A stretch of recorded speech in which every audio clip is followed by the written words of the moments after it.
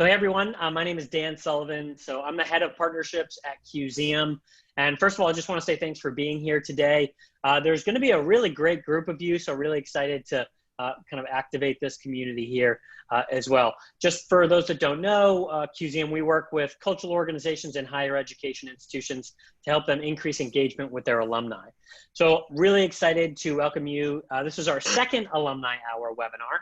So over the past 6 or so months, Cuseum has hosted about 40 webinars for over 80,000 people, always revolving around membership and digital engagement.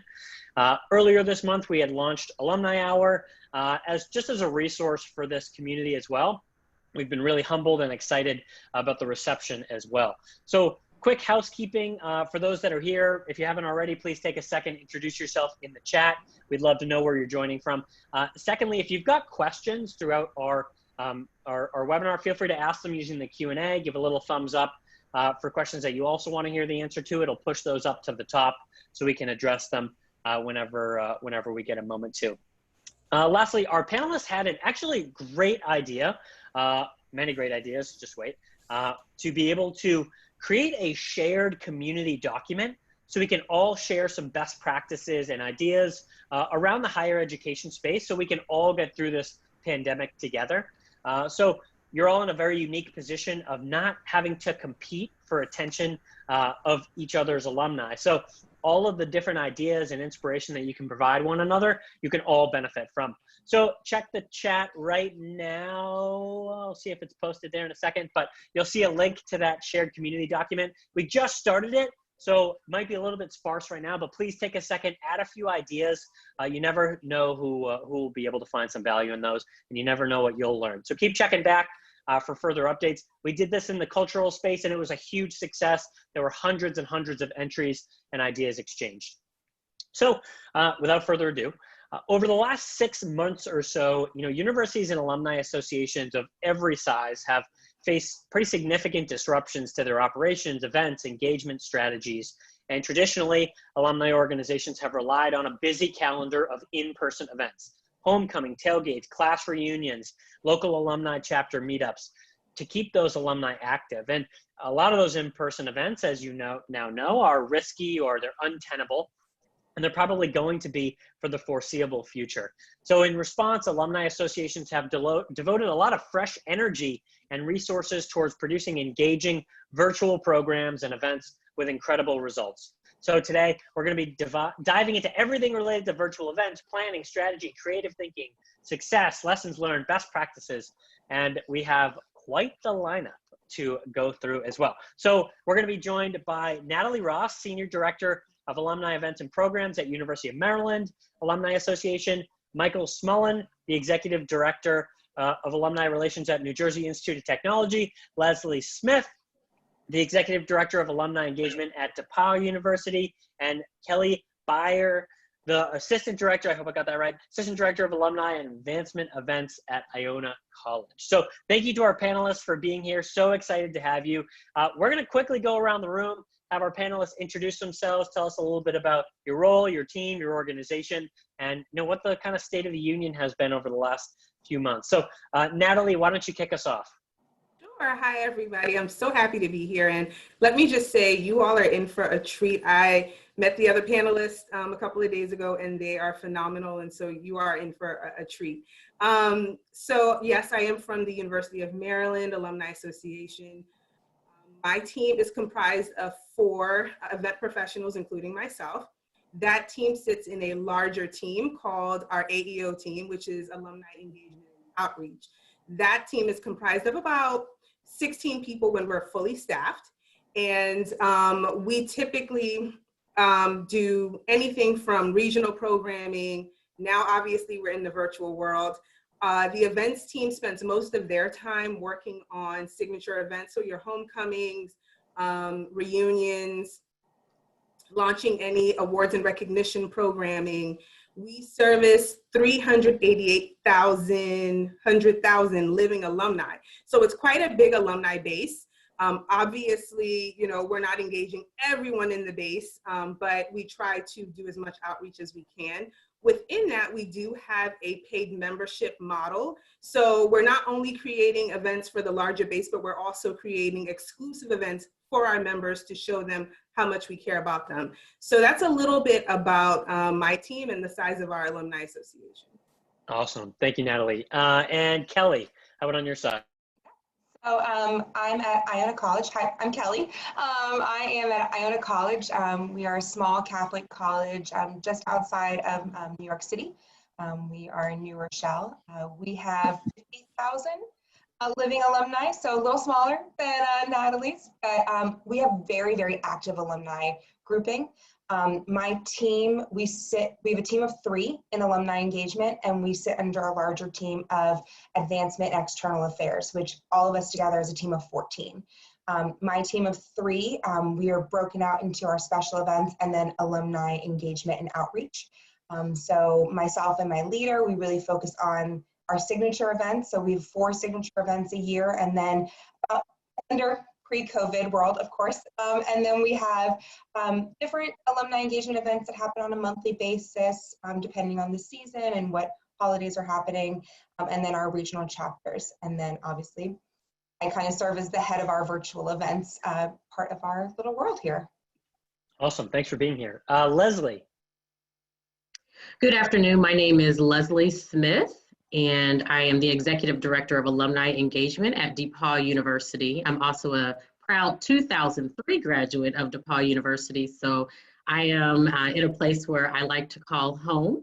Depauw University is a small liberal arts institution. We have a College of Liberal Arts as well as a School of Music. Roughly a little over 2,000 students normally enrolled. This year we're at 1,972 students, both learning on campus and off campus, the hybrid, what we call now is the hybrid model. Our normal class size is about 8 to 1, 8 student, 1 faculty ratio. And we have a lot of different fellowship programs here. My team is comprised of 6 individuals where we are actually serving 31,261 living alumni. So our institution dates back to 1837. And we love our alumni base. One of our 6 individuals that serve on my team is actually housed in the Office of Admission, and she is the director of the alumni recruitment team. So we work very closely with our Office of Admission. This is a new role, but it's really been an asset to our alumni base so that way they can actually engage and participate in the admissions process. Our department works, or I should say, is housed under the umbrella of the Development and Alumni Engagement Office, where we have about 25 individuals in different departments that we collaborate with. I'm so excited to be here. I could tell you so much more about Depauw because I am a graduate, but we would have to be here the entire hour to listen all about Depauw. So go Tigers. Thank you so much for having me. Love it. Yeah, thanks for being here. And last but not least, Michael. Hi, I'm Mike Smullen, Executive Director of Alumni Relations at New Jersey Institute of Technology. First, I should say I'm very proud to be here with my fellow panelists and with Dan as well, and Maddie. This is a great field to work in, so it's exciting to hear what everybody else is doing as well. So I am at New Jersey Institute of Technology. We're proudly based in Newark, in New Jersey, which is one of the central areas for higher education in the state of New Jersey. We have over 70,000 living alumni. We have free membership in our Alumni Association. My particular team of Alumni Relations has 5 total members, including myself. I have an associate director who focuses on affinity programs and reunions, among other things. I have an assistant director who focuses on regional programs. I have a communications coordinator and administrative assistant in the office. We're part of an overall team of about 20 to 25 members in the Development and Alumni Relations Office in general. I have been at NJIT for, it's almost 6 years. Previous to this, I worked at Drew University, Kane University, Berkeley College, and Stevens Institute of Technology as well. Thank you so much for being here. You've got quite the resume. All right, so to kick us off, Mike, why don't you get us started? What does a normal calendar of programs and events look like for you all at NJIT? What role have those events typically played in engaging your alumni? And then kind of dovetailing with that, how has COVID disrupted, that traditional program? I love that question, and I get asked that question quite a bit. So typically for us, we have a calendar of somewhere on the order of 100 to 120 events a year. Not all of those are planned exclusively through my office. Some of them are just supportive events, but all of them engage alumni. We measure alumni engagement according to a couple key metrics: event attendance, giving, volunteership, repetitiveness of giving. I call it daisy chaining. And also contactability. Have we gotten good employment? Have we gotten good address, emails, phone numbers, etc.? So you round that all up and we get an engagement score, and then we use that to determine how well or how much work we need to do in a given year. Typically, we had been on an upward track with that engagement score. That's also factored into our overall strategic plan for the university in terms of an increase. What has COVID done? Well, the first is it took a major bite out of how we typically code engagement. We were making a digital pivot about 1.5 to 2 years ago anyway. This is something we were seeing on the horizon. We wanted to use some tools to start doing that. This has definitely accelerated what we were doing because all of our activities, and I know some of my panelists are in this area as well, all of our activities, which were physical events, which was probably 95% of what we did, had to be canceled. I was hesitant at first to say canceled. I was kept holding on hope that our homecoming would stay. We just could not do it. And reasonably speaking, from a health perspective, we didn't want to take any chances to that. We also, in some ways, benefited from the fact that the state laid out several phases of how we do this. So our response has been to dramatically increase in 3 ways for digital engagement. The first is training for our staff. The second is the acquisition or the expansion of tools to pursue digital engagement. And the third, of course, is the number of events that we host. I've got to give a ton of credit to my team. I think they were extremely responsive to this. I was able to really say, guys, be creative. We haven't, not that you ever want it to be this way, but here's an opportunity for us to start challenging ourselves. And I think they really rose to that challenge. So for all of the folks who were responsible for events and that sort of digital engagement, we were able to take different elements and loop that into what I call the digital pivot. So we have had, in terms of what I would code to be events, which is anything which requires some substantial communication in advance, anything which has people who have to register in some way, ideally, and which I can measure in some way as an actual engagement. So not 10 seconds of, hey, what's going on, but some sort of actual interaction. We've had something on the order of 31 events since March that have been digital. Again, not all of them are hosted by us. Some of them are hosted by the schools themselves that we participated in and supported. But I'm very happy to say I think we've become the subject matter experts for the alumni engagement in a virtual world for the university. That's fantastic. Thank you for sharing. Natalie, you want to talk a little bit about what normal, events looked like, what roles they played in engagement, and then kind of how this whole pandemic has disrupted that? Sure. So typically we kind of separate our events into 2 buckets. We do mass engagement events and then high impact events. Ideally, every event is a high impact, but that's just the, terminology that we use to separate our events. So typically our mass engagement events, we do them around the country. Obviously we're based in the state of Maryland. So most of our high mass engagement events tend to be in the DC, Maryland, Northern Virginia area. But we do travel twice a year to the areas where we have the most alumni. So that would be New York City, Atlanta, San Diego, Los Angeles, San Francisco, Chicago, and Seattle. So we tend to take a lot of our mass engagement events to those areas. We also have our networks that work on the ground doing events for us. We also work with our campus partners. So the schools and colleges on our campus, they put events together. Sometimes we partner in those events. So roughly in the last fiscal year, we had about 470 events total. That includes campus partners, our networks, and then my shop, as well as the larger alumni engagement and outreach team. Those events span anywhere from advocacy to recent graduate and student engagement events. We have about 3 different types of awards and recognition events. So we have our huge gala, usually in the spring, and that tends to be our heavier time. We're launching a couple of other reunions, including our Golden Terps. So a lot of those mass engagement events are just that. They're to get lots of people in the room. Typically, we work with senior leadership at the university to appear at those events, whether it's our athletic director, the president of the university, or an esteemed faculty member or alum. Typically, we have in the past had virtual programming. Our virtual programming were webinars mostly focused on career and professional development.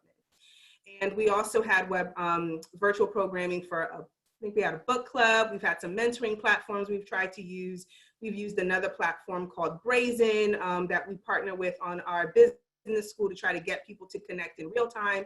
And so that was kind of our first, testing the waters into the virtual world. Obviously, as of March 2020, we took a deep dive into virtual programming, and this is where we are right now. So the way our programming shifted, high impact events, which are like really specific events to maybe a certain industry, school or college, it's very focused on a specific idea. Those have now become virtual panel events. Our mass engagement events have transitioned into more social events. So we do, workouts, yoga in the morning. We have trivia nights. We do wine tastings and spirit tastings. We also launched for the very first time a virtual summer camp. And this was in response to alumni working at home, not knowing what to do with their kids over the summer because summer camps were canceled. So we put on our summer camp counselor hats, and we put together a whole virtual program, 6 weeks long, for alumni children to be able to be engaged virtually while their parents did what they needed to do and could still be locked in and engaged at work. So that's really how we've shifted. We're touching areas we've never touched before. Again, doing things for alumni kids was not necessarily an area we would have ever thought of doing. And then of course, trivia nights, we really weren't into. Most of our programming now has become highly social, but I think that is in direct response to, having to stay on Zoom or, your computer for 8 hours a day. The last thing you might want is to tag on an extra hour to your day to listen to, a speaker or, maybe something that forces you to maybe think a little harder than you wanted to think. So we kind of find ourselves as like the refreshing pool. Like, you come to us to get your minds off of what's going on, to get fit, to have a fun time with friends and do trivia, things like that. So we're trying to push out, balance our programming between social, but also things that are educational and that push the boundaries in terms of career and professional development. Awesome. Thank you so much. And how about on your side, Kelly? What did events look like, and what do they look like now? Yeah, I mean, we've changed a lot since COVID. So pre-COVID, in a regular year, in the regular world, we would have about 50 to 75 events annually.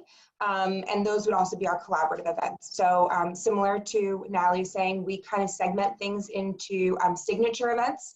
So that is our homecoming, we have an annual golf outing, our an annual scholarship gala, and then our reunion. So we have 4 of those. And then we have more local general alumni events. So because we're in New York and because we have a strong Irish Catholic bond, we actually, our alum every year march in the St. Patrick's Day Parade. So that's just a nice fun perk we get to do. Obviously this year that did not happen. So Iona College is right near the New York shutdown. So we were one of the first universities and colleges in the area to actually close and send our students home. So we did not get to march in the St. Patrick's Day Parade, sadly. We were also pre-COVID in the process of 2 major celebrations on campus. So celebrating 50 years of women on campus. So we had a huge campaign, our annual gala, we were honoring 13 amazing women, and that was supposed to go off in April. It's now happening, hopefully, this April with the same amazing women. But again, our events are held locally. So we had 500 people trying to have an event in a ballroom in Midtown Manhattan. So that was not really feasible for us. And then we also have a new president. So our president is now in his second year, just started, but we were in the process of planning his inauguration. So that was our big event we were planning pre-COVID. So that has been postponed and kind of figuring out what that's going to be. Like similar, some of my colleagues here, we actually had no virtual programming that we offered pre-COVID. So one thing I like to say is the biggest silver lining is this really has catapulted our alumni and our university to engage on a whole new level. A lot of it is social. So we do a monthly wine tasting. We do trivia nights as well, but we've also launched some career development panels on a monthly basis too. So we're kind of tapping on both sides of things and trying to create ongoing programming that we can offer each month. And we're seeing that we've got alumni who haven't been back on campus in 10, 20 years that are now engaging with us for the first time. So from my seat, that's super exciting. I'm also an alum, so really proud to see individuals engaging for the first time and having a really great experience. And then we're also planning homecoming. So now learning how to do a virtual homecoming is kind of a new chapter, but something that has been completely exhilarating and energizing for me and my team. And we kicked that off in 2.5 weeks. So it's kind of Right on. Love that. Very cool. And last but not least, Leslie, can you talk a little bit about, how things have changed, what they used to look like and what they look like now? Sure. I would say our structure is much like my other three colleagues have said. The one thing that's different, I will say that we host about 120-ish events throughout the year. The one thing that was so interesting for us in the shift was that during COVID, or when COVID hit, we were in the process of planning Alumni Reunion Weekend, which is the biggest engagement opportunity as far as attendance and donor relations. And having to make that shift almost immediately and decide whether or not we were going to have commencement on or off campus or have Alumni Reunion Weekend at all was one of the decisions that we had to make. We did decide to have a virtual commencement, and we also decided to have a virtual Alumni Reunion Weekend. And that has been the shift for everything because our visitor policy states right now that we cannot have any outside visitors on campus, including our family members. We do need to have permission to have them on campus. So how did we make that shift? We had an all alumni reunion celebration. It was a video that was streamed and celebrating all the different classes, individuals or alumni were able to submit pictures. We also do have a new president, Kelly. So we have really leveraged the opportunity to introduce our president to alumni, honestly, all across the world, through board meetings, through different affinity groups, through different regions. We're also going to have an all alumni kind of live streamed event on our homecoming weekend next Sunday. So literally this COVID-19 has opened the doors, to be quite honest with you. I really wanted to have or host more digital and or virtual events. We had already had something called an alumni college, where our professors would give kind of a lecture to our alumni, and they love that. But this has really opened the door to new and I would say new and alumni that have not been engaged in quite a long time to be engaged, whether it was through our Crafternoon, which is not as robust as Natalie's, to be honest. I think that's fantastic, but we would host something called a Crafternoon, and they would come in, and we had a STEM one, we had something about worms. My kids loved it. They made superhero and Shiro cakes, but it really just allowed parents and grandparents the opportunity to just have a break from their children. We love them, but we need breaks as well. So, but everything else is pretty much the same. So thank you so much. For sure. Yeah, it's relatable. We were talking before we jumped on, I've got a toddler running around, probably will make a cameo here within the next few minutes. So let's talk a little bit about how and when you launched virtual events. And Secondly, what channels you had to go through to get that virtual event programming approved. Leslie, do you want to start us off there? Sure. So we started almost immediately. Our very first event was April the 21st. Of course, that was probably about a month after we shut down campus. We were just trying to, what I like to tell my team, figure out our lives with our new at-home experience and realize that this was for the long haul.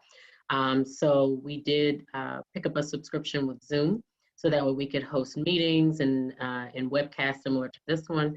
And we just jumped right in. We started toying with the idea and brainstorming what different things that alumni wanted to hear about. We had an alum come in and talk about doing basically a financial analysis of COVID-19, but really we focused on current events and what our alumni would feel is helpful to them at this current state.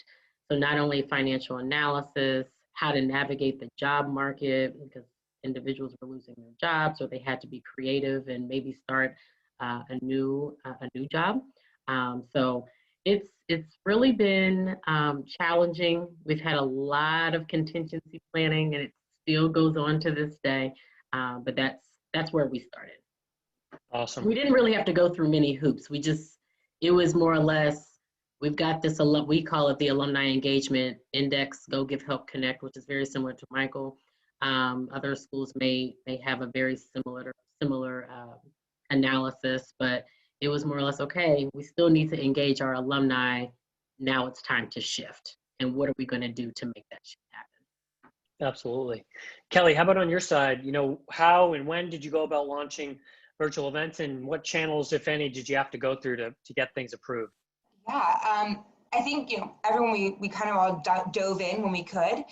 Something being so close to New York and being hit so hard, our leadership really wanted us to hold back. Our focus as an institution really was on our students and making sure that the class of 2020 had an amazing, senior year. So my team hosted an annual senior toast, actually in our parking lot behind our office. So my colleague actually came up with an amazing campaign in which we sent champagne glasses to the entire senior class and did a social media, push on that. And we actually had our president involved and so many alumni kind of doing a 20 for 20 and talking about their amazing experience and sending well wishes. So that was around May. So that was like our first push of virtual planning and virtual events. Our first real alumni program, we didn't really launch it until I guess August was kind of our true kickoff. We had a lot of learning, a lot of figuring out. I remember sitting in our conference room, I guess virtual conference room, but around our own little round table, basically saying like, we don't want to be the first. No one really knows the space. We're kind of intimidated by it. I only have a team of 3. What are we going to do, and what are we going to commit to, and then be able to pull off for our alumni? I mean, at the end of the day, the last thing I want to do is disappoint our alumni. So making sure if we're committing, we're pulling it off. And then we kind of just ripped the Band-Aid off. It really, my senior leadership just kind of said, we got to do something, make it work. So we hosted our first event and really just went from there. I mean, all of a sudden we now are doing monthly wine tastings, and it was something that we never would have thought of. I've got that schedule out through June. So we went from nothing to right now, I think we're in the process of planning over 50 virtual events, including homecoming, which is super exciting with more panels, and every day it's like my new brain thought, my director goes, yeah, love how crazy your brain is. Keep going with it. Not going to hold you back. I've had colleagues basically say, it sounds like you're just going rogue. So thank you, Iona, for letting me do that. I will say I've built a lot of trust within our organization. So I believe that relationship has been instrumental. I haven't had to jump through many hoops. And again, that's kind of built on, we have a great relationship and they trust that I'm interested in the right, in our alumni, obviously. So grateful for that, happy to go rogue, and just the continued encouragement. But it's a lot of transparency and trust to, but not really a hoop to jump through per se. Absolutely. By the way, folks that are participating in the chat, love to see all the activity. Make sure when you respond to your fellow attendees, make sure that little blue box says all panelists and attendees. Otherwise, you'll just be sending the messages to the panelists here. So just a little thing. Excited to continue to hear your thoughts. Natalie, passing the mic over to you. Talk a little bit about when you launched and how you launched virtual events, and then what channels you had to go through as far as approvals go. Sure. So as I said previously, we did already have some virtual programming happening, but again, it was more career and professional development driven. So a lot of just like webinars and a lot of alumni sharing their expertise in their field. So about mid-March, when we had to shut down and head home to start working from home, it was immediate. There was no question as to what we were doing. Our in-house webinar specialist guru kind of had a meeting with us and said, look, this is how you do it. This is how you do Zoom meetings. We tried just about everything. We tried WebEx, we tried Zoom meetings, we tried, I don't know what else is on the market, but I'm pretty sure we tried it.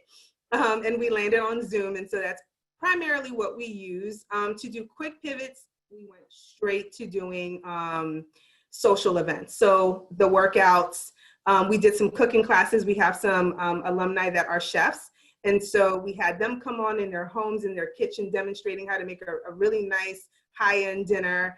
We didn't have too many hoops to jump through. Our executive director, shout out to Amy Icorst, is phenomenal. And she loves engagement. She loves, like, this is so painful for her right now because we can't be around our alumni. And so she says, make sure our alumni feel special. I think the difficult part for us is twofold. One, we also have a new president. And so this was supposed to be his rollout. So now we're doing it virtually. But like Leslie said, we're able to reach more people than we ever thought we would reach virtually, which has kind of been the great thing about being virtual. Our summer camp had folks in England participating, which we would have never expected because they would have never been able to attend our events in the first place since everything is, in the States. So we're able to actually introduce our president to a wider audience, which has been great. We're actually hosting our first member-only exclusive Meet the President Before Anybody Else Does event tonight. So we'll be doing that. And the other part to that is, how do we make our members feel special? So, typically, I think one of the first things we had to decide was, are our events going to be paid or are they going to be free? And basically the way we benchmarked that was a lot of our campus partners were doing them for free. So we decided as the Alumni Association to also stand in line with our campus partners and do free events. Aside from that, we did have a student crisis fund. And so we didn't want mixed messaging. We wanted to make sure that the money was going to go to students if it was going to come in. So trying to engage our members has been a little difficult. Obviously, this is our first member exclusive event, the one we're doing tonight. And I think that's the one that we are trying to kind of figure out more so than anything, is how we're going to make them feel special. Only thing that I think we kind of had to jump through hoops on was kind of thinking about budget and what this was going to look like, because the thought is, oh, it's virtual, so it doesn't really cost anything. But what we're finding and how we can get people really engaged is high quality virtual events. It does cost money. And then also we find that in this virtual world, usually, you come to an alumni event, you get your name badge. There's a whole experience. You get your name badge, you get some tchotchkes, you're meeting people, you're eating, you're drinking, and you lose that in this virtual world. So for our events that are, like the summer camp events, it came with a summer camp box with shirts and pamphlets, like your weekly, activity books for what you're going to do and things to do at home. We have, similarly to what Kelly was saying, and sending champagne flutes and things like that to toast, we're doing something similar with our members who have been engraved on our life wall. And so it's kind of like giving them something tangible in the mail really does connect them to the event. And I also think it affects the registration numbers, and it actually fixes your attrition a little bit. I think people buy in a little bit more when it feels like there's something tangible, that they're not in this void of a virtual world. They feel more connected that way. So I think that was the only hoop we kind of had to jump through, was figuring out budget and how to make it work. Other than that, it was pretty smooth sailing for us. Awesome. Thank you for sharing. I've got a few follow-up questions, but I want to hear from Michael really quick. Michael, can you talk a little bit about when and how you went about launching virtual events, and then what channels you had to go through, if any, to get them approved? Sure. First, I have to say I love hearing all these things because I get so many ideas coming out of meetings like this. And one of the reasons why I love being on here with my fellow panelists, there's just a lot of interesting stuff going on. The sky's relatively the limit, right? So you have kind of free yourself from thinking, why can't I do something, and get yourself into the mindset of why not. I want to echo something Kelly said, which is that confidence. The ability to have trust from your college, from your boss. That's something that I've been able to build up myself. My team has it as well. Generally, if you have that kind of freedom, and there's ways to build that up, then you get the wherewithal to go and do it. So that's a good thing. We all have limited budgets, so of course that's something that's very much on my mind as well. How do you do quality over cost? So there was a process for doing this. And basically the process was start with what's priority. And this is just specific to virtual events. Secondly, what's the audience? Thirdly, what's new versus what's something we can build on, such as partnerships. And then once that's all done, you find the tools. So we basically started off with what's our priority. Of course, class of 2020 was a big priority for us. So what we were able to do was partner with our career services. We launched a job board that was specific to that group that we did in conjunction with career services. We also had a series of webinars just for the class of 2020 where we connected our regional club leaders about living around the country. We connected our corporate club leaders talking about how to nail your digital interview. Actually, the chair of our board of trustees was instrumental in that. He said, I'm interviewing a lot of people virtually, and you'd be shocked at the level of, difference between some folks. So let's see if we can help them do that. And also our Young Alumni Association hosted a webinar saying, here's your network, here's how to use it, and we're here for you. So we did a series with that. Basically what we found was there's 4 or 5 different key ways where you're going to engage people using digital events. Clearly social is a big part of it. The professional skills is a big part of it. Doing it by, I would say, age, decade / other affinity is important. Frankly, a lot of that's happening in a lot of ways. There are webinars, there are trainings. So a lot of it is seeking that out and saying, hey, can we help promote that? That was happening with our Society of Women Engineers, our Society for Hispanic and Professional Engineers, our National Society for Black Engineers, all sorts of different groups. We also were able to really partner with career services. So for us, what we found was not that there was a huge hit to employment among our alumni. We do have a benefit, I think, there largely, but being able to support them and know that we were a support network for them was really, really important. Now, the biggest challenges we ran into were how do we, and I think Leslie and Natalie hit on this too, how do you make sure that everything's quality? You don't want to have something that comes off really wonky. Honestly, I think Zoom is probably still the best software for this. What I've used for the streaming, which I had been looking into prior, was something called StreamYard, which goes out to multiple social networks all at once. You can do custom branding. It's kind of like a CNN sort of thing. So that last part that I mentioned, you find the tools. There's basically several different tools that you would use depending on what you're trying to do. Some of this requires interaction, right? That's your Zoom for sure. Some of it requires it's a one-way street, but you can use commenting to get back and forth. The last thing that I looked up was virtual campus tours. So although we have one that's kind of a self-guided around campus, I was able to go out and find something that was much more detailed, and I could add all sorts of my pieces to it, that was also live hosted, meaning people could join you as you walk around and ask questions of you. So the reason I did that was because the most clicked on links from our newsletters were campus transformation. Our campus is not an extremely large campus, so especially being in the area we are, alums love finding out what's new. We have this beautiful new athletic facility. We have some new buildings going up. So building that in was of interest to us. And the important thing to us, the most important thing, frankly, was beta test, beta test, beta test.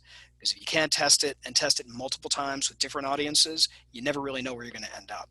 Some of it, you can skip some of that. Virtual wine tasting is a great thing because the wine's there, you can enjoy that. Generally, you have somebody who's going to moderate that. But especially with a lot of this new stuff, it's just making sure you're delivering that best experience. And then how do you determine that? You have to hear feedback from people who aren't you and aren't your team. Awesome. Thank you so much for elaborating. A couple follow-up questions that I picked out of the chat, and these kind of go all hand in hand. And Natalie, you touched briefly on this. So I think three-part question. First of all, do you do any paid events, or are they all free? Secondly, are they open to all alumni or just members? And then three, how do you measure the success of those events? We want to go right down the line. Michael, you want to start? Sure. So that was probably the single toughest thing we had to figure out immediately. What's free, what's not. Essentially what we decided was if there's something that's really at cost, that was our wine tastings, those sort of social things, we passed the cost along. And it was kind of new to us, so we weren't sure what we were going to get. What we found was a lot of success. So people were willing to do that. For the things that really were extremely low cost or were something, that I was hosting and so on, we did that for free. So the career related things, anything that was really going to be helpful to somebody and was a tangible skill of some kind, that we made free. What we did do was partner with our development folks. I think, as everybody here mentioned, rightly so, is we really wanted to focus on students in terms of the giving.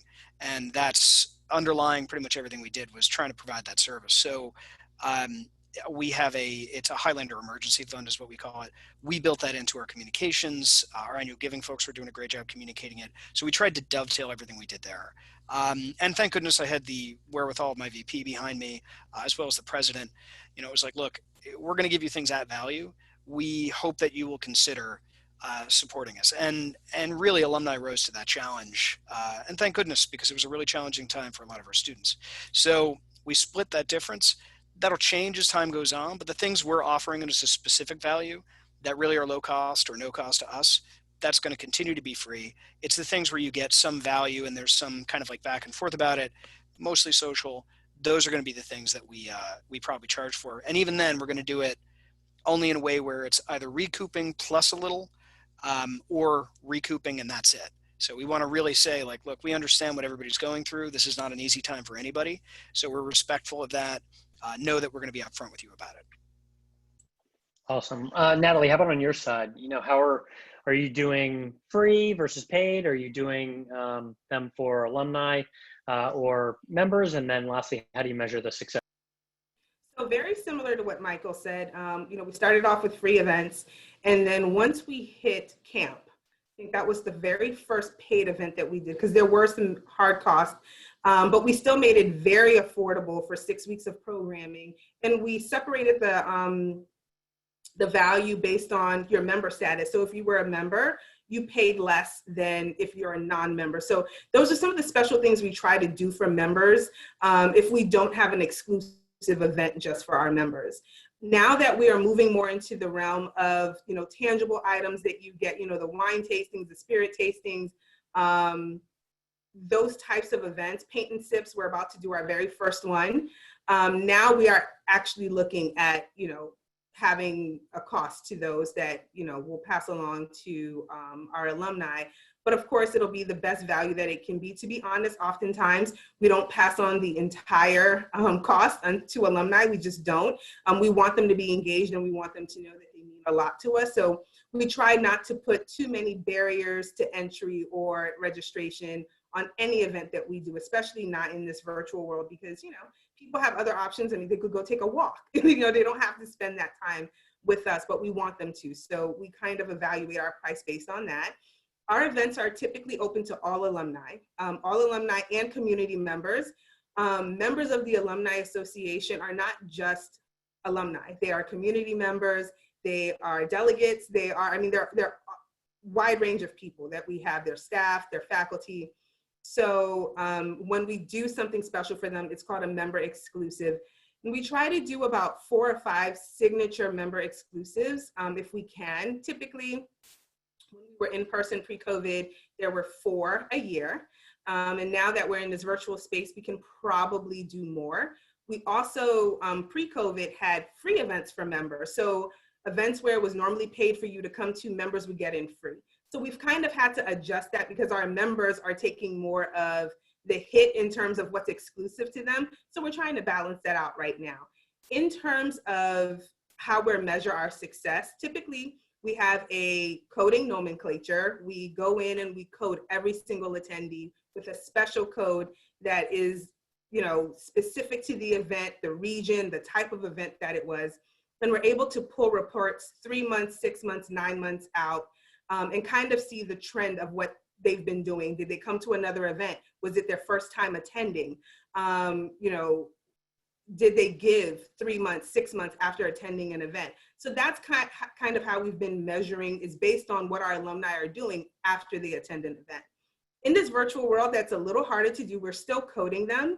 But what we're also doing to measure our success, especially in the virtual realm, is recording every single thing that we do virtually. Obviously, if it's a situation where we're doing a tasting, it doesn't make a lot of sense for someone to watch that after the fact.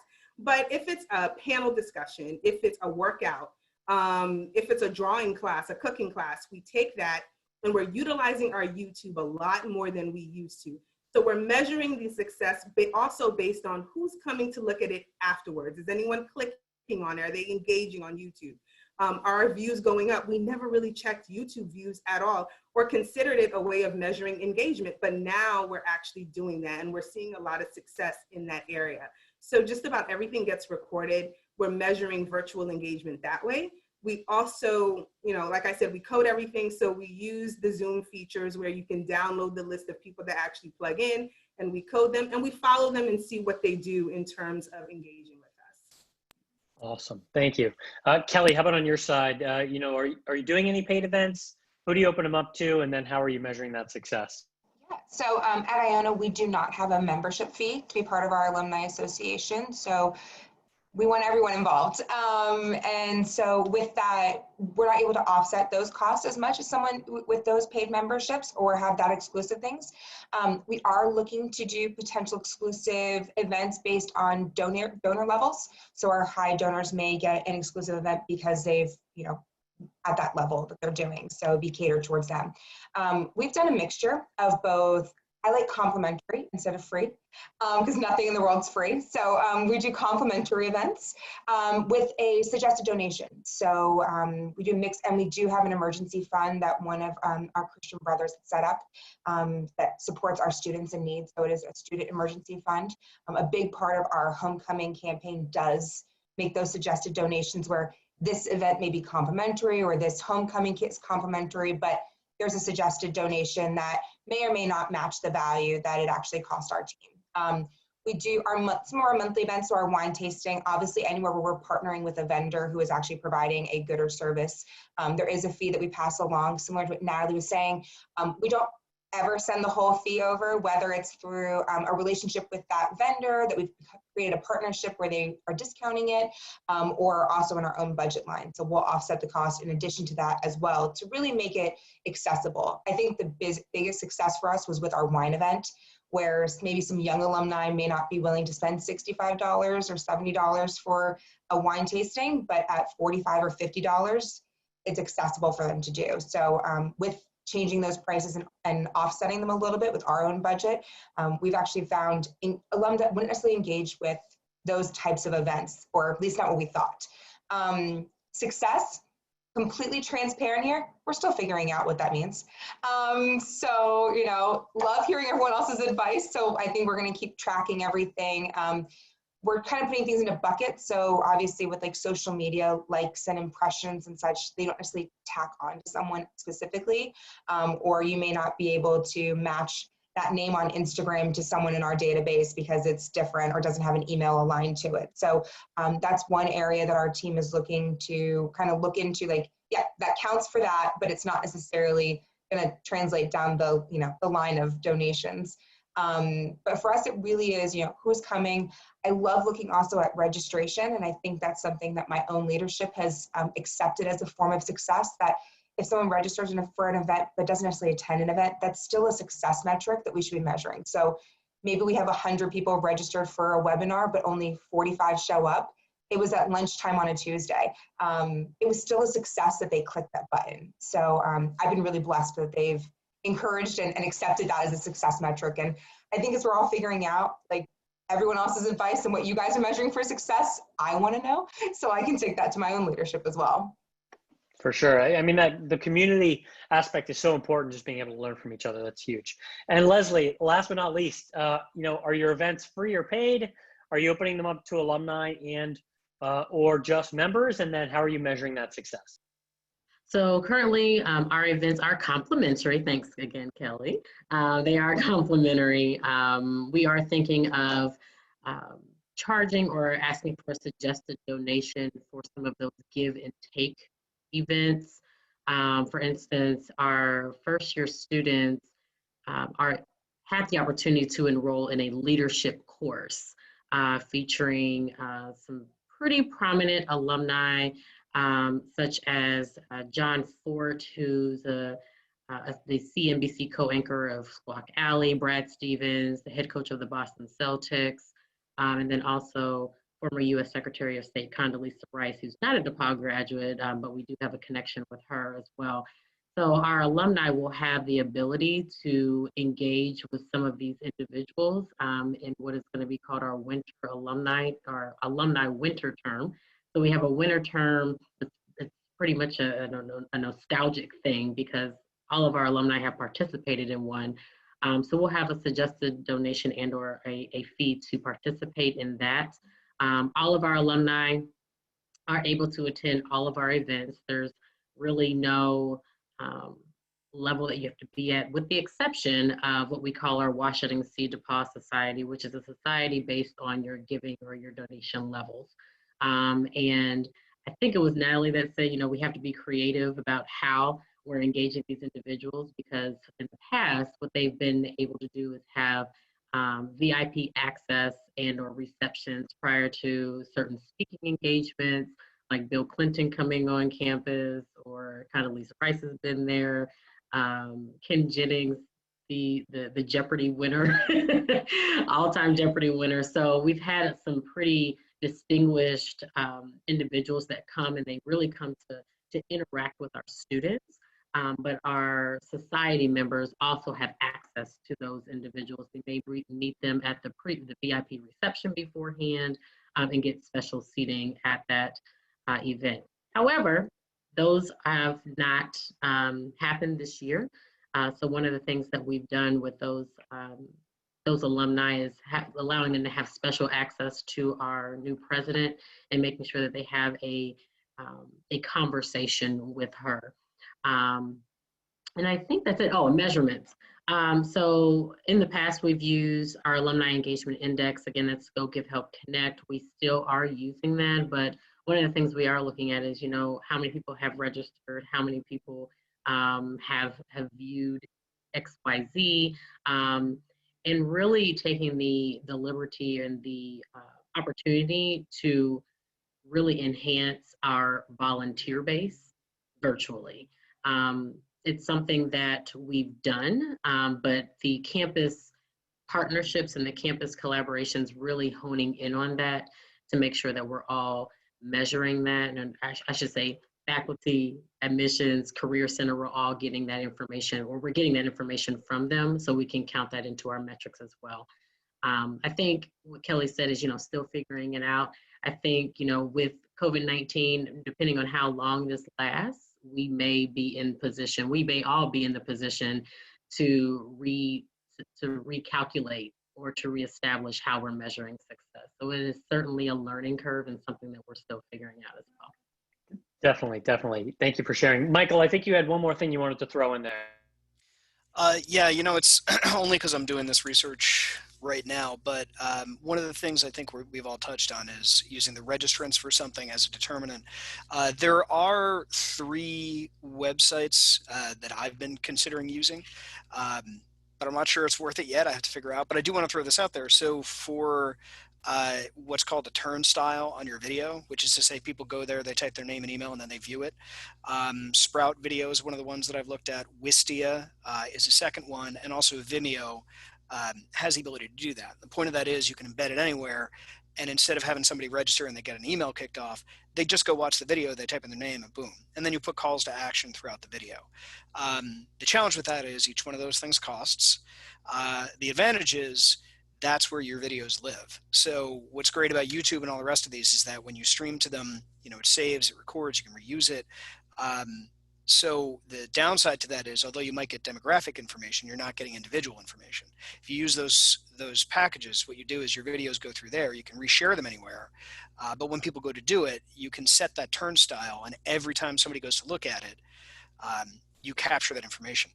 You may not always want to do that because that is one extra step. But generally, if somebody's willing to register, they're probably willing to enter that too. So I just wanted to throw that out there, and I will put that on our sheet as well when everything is said and done. Really, because I'm in discussions right now about how we do that, and if we do that, there may be a way to do it for free with a simple form too. For sure. And we've got about 5 minutes left. Folks that haven't had your questions answered, please put them in the sheet. We'll get them answered on there, and then the whole community can start to pitch in on that.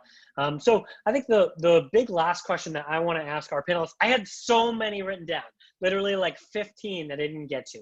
So I think the biggest thing that I'm wondering now is, what kind of advice would you give? What is one big takeaway you would give to everybody watching that they could take home and bring back to their organization? And before you answer that, folks, if you have ideas for other topics you want us to cover, maybe we need to do a part 2 virtual events. There's a lot to unpack here, but we thank you all for being here. I'm going to pass it back to our panelists, but send your ideas over if you've got other things you want us to cover. We're planning to do these webinars at least every couple weeks. So Michael, I'll give the mic back to you.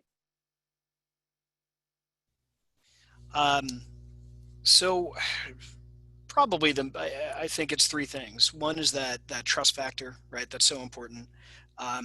2 is creativity, both to be creative yourself and also to allow your team. I mean, I keep hitting it home, but I really mean it. I don't come up with all of these ideas. Some of them I do. But quite a bit of it is just absorbing things from the people around me and being open to that and feeling good about that within reason, because you can't do everything all at once. So it's as much no or later on as it is yes, let's do it. And thirdly, and this is something that I've really had to learn, the personal connection. So when people see you as a person and they know that you're invested in it, if you're hosting something, it's not just the office hosting it. It's me, Mike Smullen. It's Kelly and Leslie and Natalie, and people really respond to that. So I'd say probably the biggest difference, but maybe the biggest advantage here, is you have an opportunity to reach out to people, to connect with people you would never have met before, and they feel very personal. It's like being a celebrity, weirdly. People feel really invested in you because suddenly they're seeing your face and hearing your name, whereas, and I can't speak for everybody, but in alumni relations, I'm always like a backseat guy. I'll speak, I connect and I make sure I'm out there and so on, but it's never been, here am I, the guy you should look at for this event. But that has to happen. I mean, people respond to you as a person, not necessarily just to the event. So getting used to that, getting comfortable with that, and knowing the limits of that, I think are really important, and probably something that's going to adjust for how we move forward. Absolutely. And Natalie, how about on your side? What wisdom would you impart on our viewers? I would say don't be afraid to try anything. I think the buy-in that you get from your leadership is the most important buy-in you can get. We had some ideas, we brainstormed.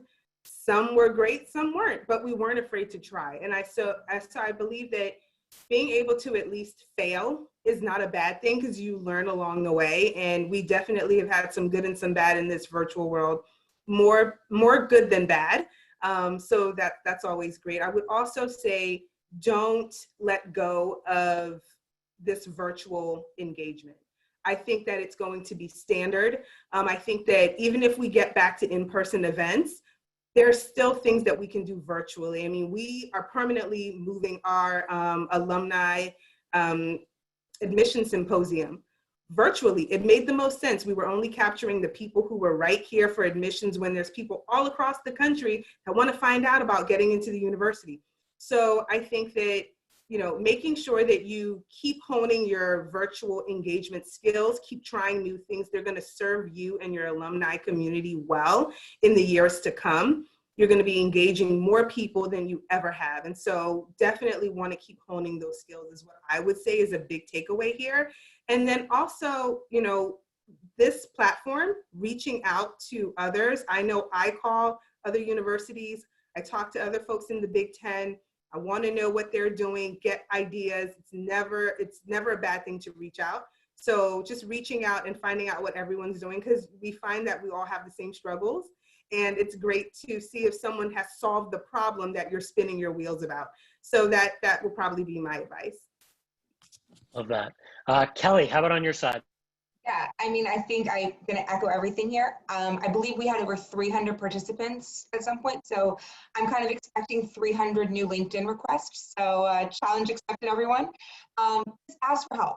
I mean, I think that's been the biggest thing I can say, whether you're a small organization or a big organization, reach out. You know, I'm really lucky that we have a regional group of alumni directors at different, schools all over our county we have a monthly or quarterly call, and being able to brainstorm, share the successes, and really just challenge each other. I also was really lucky. I went and got certified in virtual events.